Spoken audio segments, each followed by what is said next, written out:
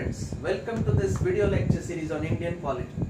Now this is our new channel Imbibe IS which is intended for the students who are preparing for the UPSC Civil Service Examination and various state civil service examination. Now if you want to subscribe this channel, please press the subscribe button and also like our videos and also give us comments which will motivate us to make further videos in future.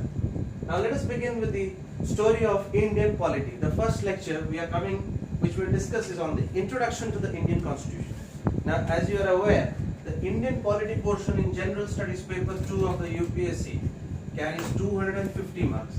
Now there is a basic notion that the Indian polity only constitutes of the Constitution, but actually it is much more than that. If you see the syllabus of GSII, it includes Constitution, it includes governance, it includes the political system, and also includes social justice. Obviously there is a separate portion of IR also included, that is international relations. But yes, now you see any standard book, Didi Basu, Lakshmikant, they all start with the historical underpinnings or the historical introduction, how the Constitution of India has evolved. If you see the first part of the GS2 also says about the historical underpinnings.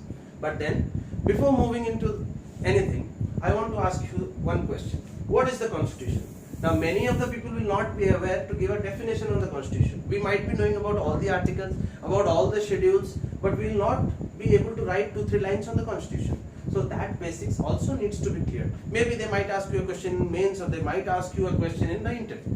Now for clearing all these concepts and doubts, let us move into the first heading, that is the introduction to the Constitution. Now before moving into anything, I would like to say, let us make an index of what we are going to study today.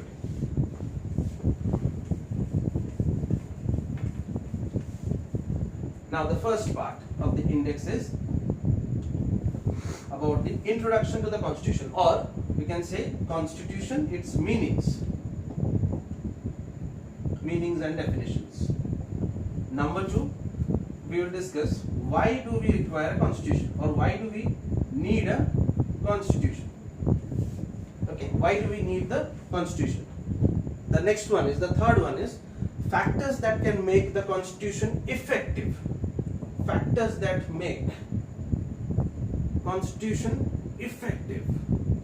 The fourth is on the constitutionalism.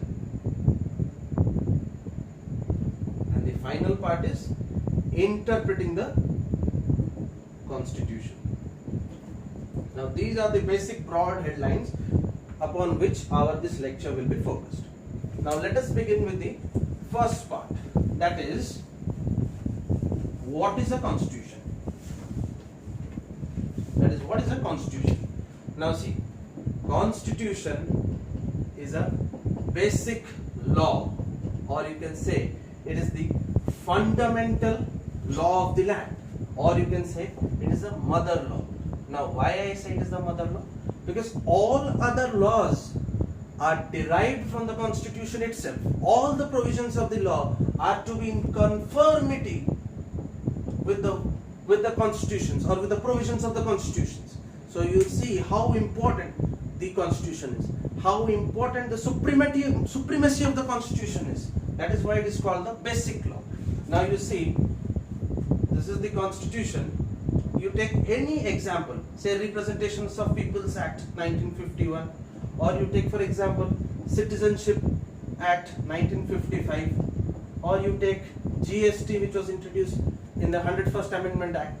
Now you see all the laws which are being made, all the provisions which are made are in conformity with the Constitution, and all are derived from the Constitution.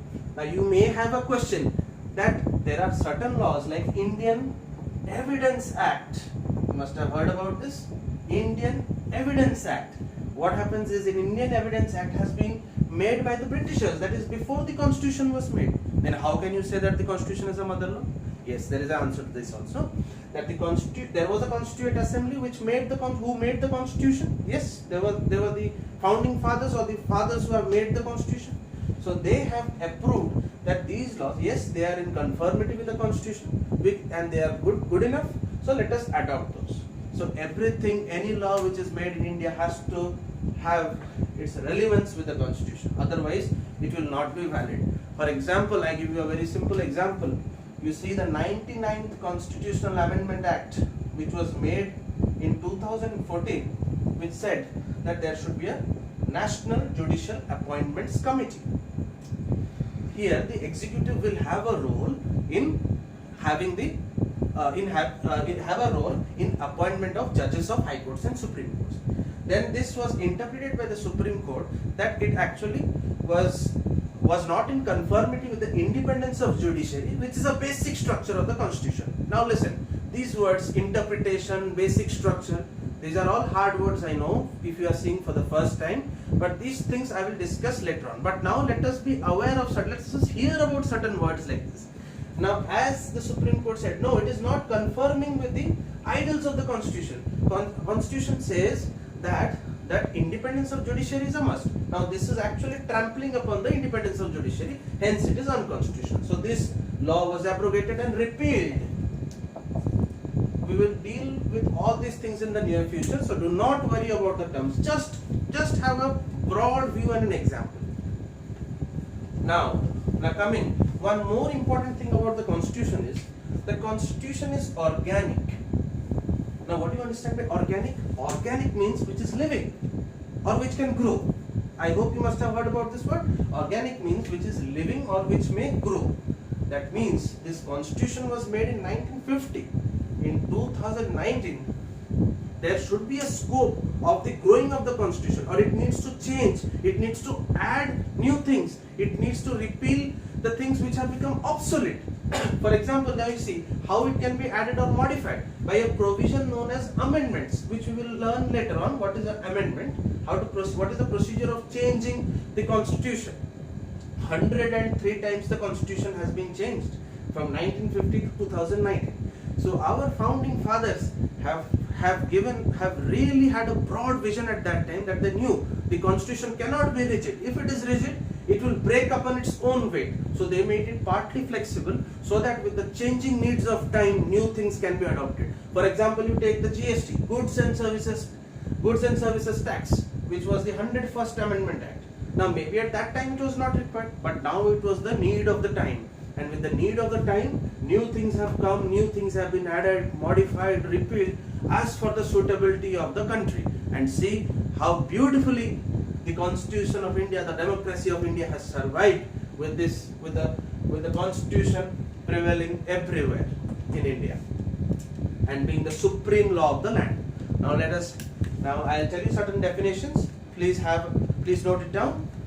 So the Constitution is the fundamental and organic law of a nation. Constitution is the fundamental and organic law of the nation. I'll introduce you to three words that establishes the conception, character,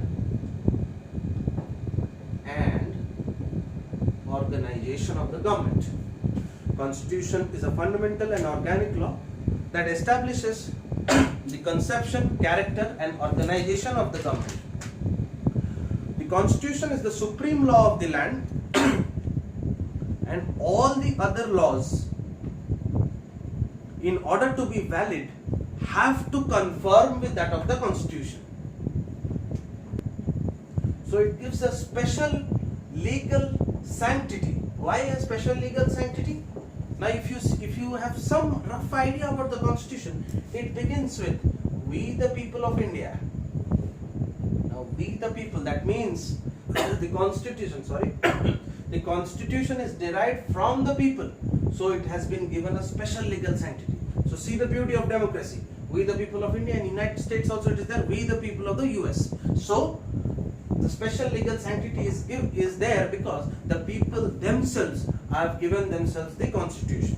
So our Constitution has been given by the people of India. This is very important. And next, the Constitution regulates the relation between the state, and its citizens. Very important thing I would like to clear here, that what does this state mean? Now in context of what we are studying now this state refers to India. not any province like Orissa, Andhra Pradesh, Maharashtra. Now, how would you know which is a state in this context? Now, there is a formula if you want to know for the simplicity. It is PTOS, or you can also write STOP, stop also. Now, let us compare the state India with, say, suppose the state Odisha.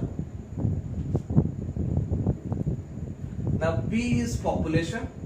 Yes, India has a population. The state of Odisha also has a population. T is territory.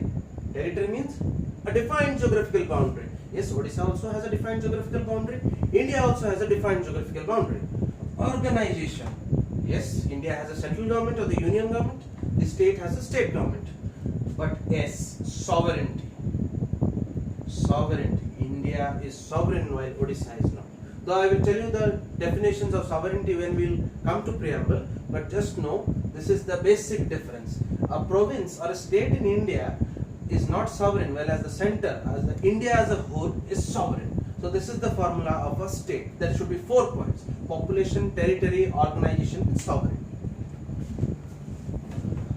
The last thing is that, which I will tell you, the Constitution is a body of fundamental principles. Constitution is a body of fundamental principles. Is a body of fundamental principles according to which a state is governed and a state is constituted. Okay, a state is governed and also constituted. So there are 2 points: how the state is constituted and how the state is governed will be defined by the Constitution or the basic law or the fundamental law or the organic law. Now this is all about the definition. Now let us come to the second part. Why do we need a constitution? Now, from now on, we'll try to make our lives easier by switching to mind map type of discussion, because you see in the examination, UPSC mains, you get 20 to 25 questions, you hardly get 7-8 minutes to write an answer. So maybe you might not write all the answers properly, but if you have a knack of drawing proper block diagrams, it will enhance the quality of answers and you can represent many things in a very few words. Okay, so we'll now study why do we require a constitution. Okay. The second part which we are going to discuss is why do we need the constitution.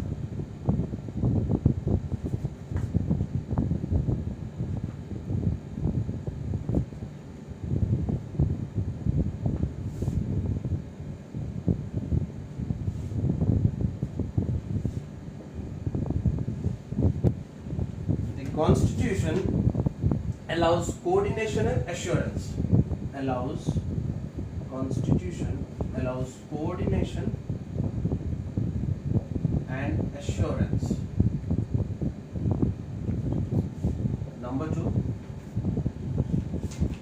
specification of decision making powers. Specification of decision making powers. Number 3, limitations on the government. Number 4, for the aspirations and goals of society. Aspirations and goals of society. And the last point is providing a fundamental identity of people. Fundamental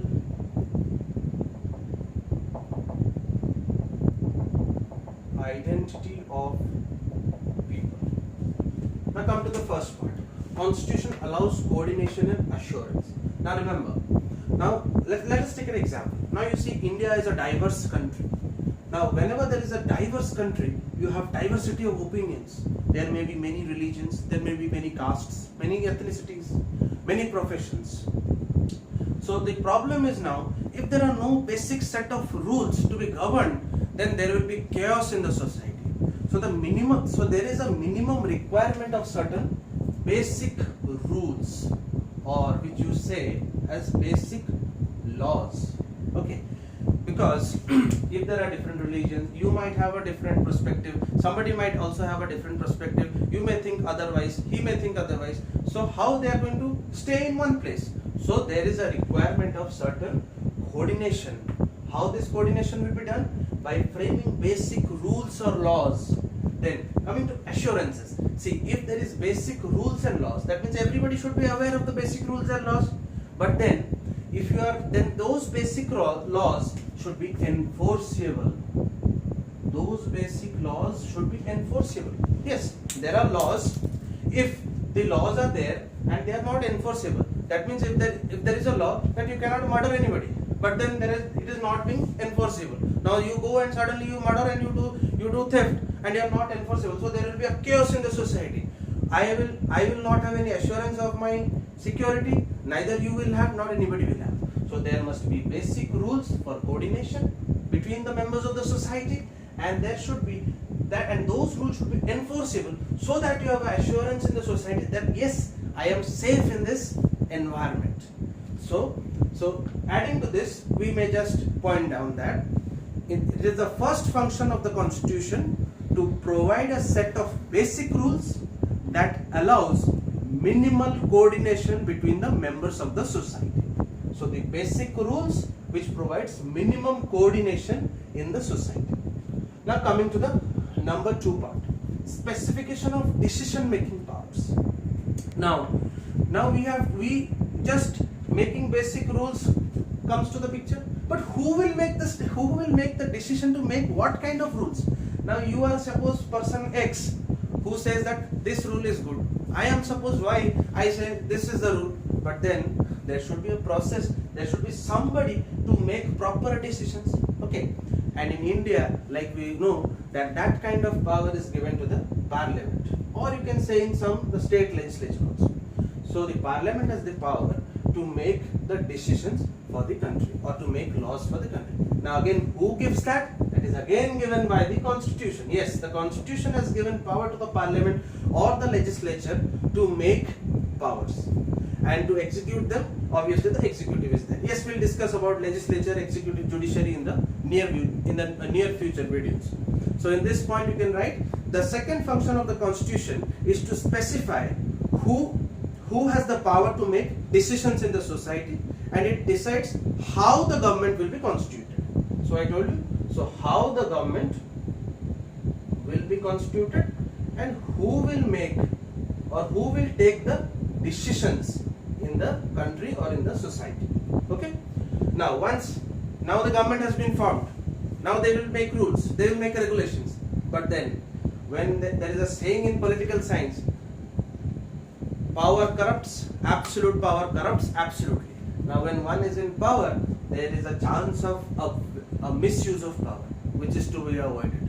So there should be certain limitations on the government. So how the limitations on the government is there? So that the citizens may live properly, freely, with equality and liberty? Yes, by basic institutional designs. Like we have 3 forms of government: legislature, executive and judiciary. So there is a check and balance system. That means none of them can become all powerful. And also the Constitution provides certain rights, fundamental rights, which is a limitation on the government, so that a citizen in a democracy or in a democratic setup, citizen should have minimum basic rights like freedom of speech, freedom of expression and all those things. Okay, right? So all these are guaranteed by the fundamental rights, which act as a limitations on the government. So the institutional design and the fundamental rights act as a limitation on the government, so that the government doesn't become all powerful, or the ruling government doesn't become all powerful. You must have heard certain words like tyranny of majority. That means whoever is in majority will try to make things according to his wishes, bypassing everybody. Okay, now these are the words which you might use in your answers. Now coming to, so this third point you just might write down, that the third point is that the Constitution is to set some limits on what a government can impose on its citizens. These limits are fundamental in the sense that the government may not ever trespass them. Now coming to the next point of aspirations and goals of the society. Now the aspirations of the goals and society of the people is that the the constitution enables the government so as to reach a just society, so as to reach a, or to make a just society, and where people will have whatever aspirations, and to make certain rules and regulations where people, or make just conditions where people may, whatever they aspire for or whatever the goals they want to achieve, they would able to get through. So this is, and to make a just society in future. So that is one of the functions which the constitution gives. So we will read about DPSP and the preamble. Like preamble says liberty, equality, fraternity. DPSP also has certain provisions, socialistic and economic provisions, which we'll read later on. So that will help in fulfilling the aspirations and the goals of the society.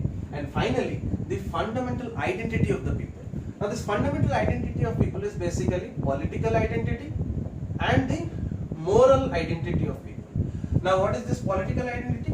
Political identity means whenever we are selecting a government, so there you have a political identity. So people have a political face. And moral identity is what? What values you possess, what ethics you have, and till what point the laws are there to protect you, not to trespass them. So there are basically two types, political and moral identity. Now coming to the third part of the lecture, that is what are the factors that make the constitution effective. Now coming to the third point, factors which make the constitution effective. Now concentrate on this. Now the first one is the mode of promulgation, the second one is the substantive provisions of the constitution, and the third one is the balanced institutional design. Now let us go in a serial way. Now mode of promulgation. Now you see, now obviously I have told previously, we the people, yes, the people have themselves given the constitution. But for India, we had a constituent assembly. Okay, we had a constituent assembly, though the constituent assembly was not a directly elected body, but still it had the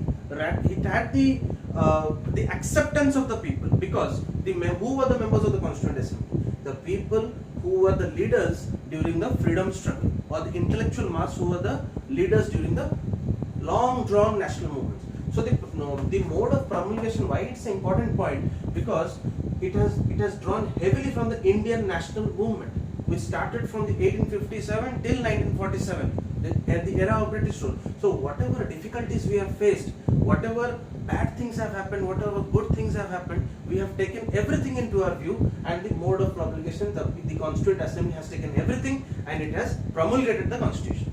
And coming to the next, the substantive provisions of the Constitution. Now here you have to understand that yes, you cannot satisfy everybody, but there should be certain kind of minimum provisions which may satisfy all.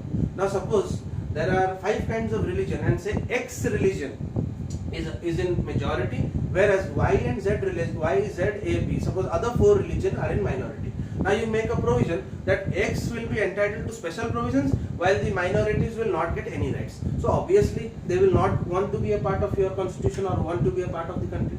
So there shall be substantive provisions which would make people safe in our country, and the constitution makers have done an exceedingly brilliant job. See, there are provisions like liberty, there are provisions like equality, there are provisions like fraternity, social justice, fundamental rights, DPSPs, and many more things which have been incorporated in the constitution. So substantive provisions have been there, and so in so much of detail each and every article has been written, so that all the sections of the society are satisfied, or whenever there is a requirement, there is a change or there is an amendment in the constitution. Now coming to the third and the last part, the balanced institutional design. I told you previously that there is a check and balance system: legislative, executive, judiciary. Now if the legislative and executive, so the executive, if they do anything excess than their power, they are checked by the legislature. When the legislature does something, it is checked by the judiciary. So there is a balanced institutional design, and for certain purposes there are also independent bodies which we'll read later on, like the UPSC, like the Election Commission of India, such bodies, CAG. All these are independent bodies, so which makes our institutions very strong, and the democracy becomes more strong, and the accountability and transparency of the democracy is established. So these are the factors which make the constitution effective. Now we are going to study the next part, that is the constitutionalism. Now what is constitutionalism? Now constitutionalism is the restrictions and the limitations on the government. Now when we were reading why do we need a constitution, the third point which we discussed was limitations on the government. Now the term which is given for that is constitutionalism, that is the limitations and the restrictions on the government. Now there are these 6 points which make sure that there is a limitation on the government or restriction on the government. So the first part is rule of law. Now this rule of law we will discuss when we study Article 14 of the Indian Constitution in fundamental rights. But rule of law means everybody is equal in the eyes of law. This was given by a Britisher called A.V. Dicey. Okay, so everybody is equal in the eyes of law, though there are certain exceptions which we will study during Article 14. So, so that means beginning from a poor person to the Prime Minister, everybody is equal in the eyes of law. Number 2, absence of arbitrary powers. Now all the powers, let it be legislative, let it be financial, let it be administrative, everything is specified in the Constitution itself. So nobody can apply any arbitrary power. If there is an arbitrary power, it will be checked by the laws or by the courts. Coming to the separation of power, I told you legislative, executive and judiciary. So there is a separation of power and there is a you can say a check and balance which is there. If any one of the form of government is doing anything more than its power, it will be checked by the other. Then temporariness of the government. Now this is the beauty of democracy. Now the elections have gone, you must be knowing that every 5 years we have the Lok Sabha elections or the General Assembly elections, and also you have the State Legislative Assembly elections, the Vidhan Sabha elections. So every 5 years people are to become, the government is to be accountable to the people. Okay, so that's why I've written temporariness of government. So it's always a 5-year term. So the political class is temporary. Okay, so they are not permanent. So the political executive is temporary. Obviously we have a free press, free media to make the people's opinion, the aspirations to produce before the government. Yeah, these are the problems. Now you see electronic media or press media, and the most important nowadays the social media. You see, if you have any problem in railways, you just tweet it and a reply comes and your problem is solved. So this is the importance of the free press or the free media, which puts a legitimate check on the government. And the last one, obviously, the independent judiciary. In the beginning of the lecture, I was talking about the National Judicial Appointments Commission, where I told if there is any excesses conducted, there is an independent and integrated judiciary which checks the excesses of the legislature and the executive.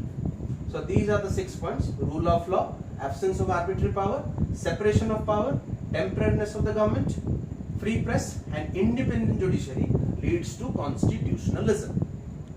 Now coming to the last part of the lecture. Now how to interpret the constitution. Now see, there are 5 points which we have written. We'll just discuss in detail. Now the tools evolved by the apex court. Now which is the apex court of India? Obviously the Supreme Court, the highest law court, or the highest court of law. Okay, or the highest court of the land. Then coming second point, doctrine of liberal interpretation, doctrine of progressive interpretation, constitutional assembly debates, doctrine of prospective interpretation. That means, now let us come to the first one. Now the tools evolved by the apex court. Now if there is any confusion regarding any statute, any law or the constitution itself, the Supreme Court has the power to interpret the constitution. I gave the example, again, that National Judicial Appointments Commission, where the judiciary has interpreted, no, the executive cannot trample on our independence. So that is not a basic feature, hence it is to be abrogated. So time and again the Supreme Court gives its interpretations. Now you must have heard a debate on right to privacy. Now this privacy, okay, has become a part of Article 21, that is right to personal right to personal life and what is that? So Article 21, which is right to life and personal liberty. Now right to privacy has become a part of that. Now that has been interpreted by the judiciary itself. So that is one. So these tools have been time and again being developed by the apex court. Okay. Now coming to the doctrine of liberal interpretation. Now liberal interpretation means, that means all the statutes, all the laws, all the acts needs to be liberally interpreted. Each word, each phrase will have a meaning. Next, progressive interpretation. Now I told you the constitution is organic, it is growing, every day it is evolving. Progressive means what? Now whatever is in progression, that means to the needs of the time the constitution will be interpreted. Then constitution assembly debates, that means what constitutional assembly debates they had during that time, even that can be used to interpret the constitution. The dialogues, the deliberation, the debates, dialogue, deliberation and debates which the founding fathers made. And the last part, the doctrine of prospective interpretation. Now the doctrine of prospective interpretation means that no law, no act can be retrospective. Everything has to be prospective. That means if a law is made from today, then from today it will be valid. So these are the basic points on which the constitution will be interpreted. So I hope I have cleared your doubts on the basics of the constitution. If you have any doubt further, please write in the comment box and message there. We will try to clear all your doubts, and please subscribe to our channel Imbibe IS. Thank you.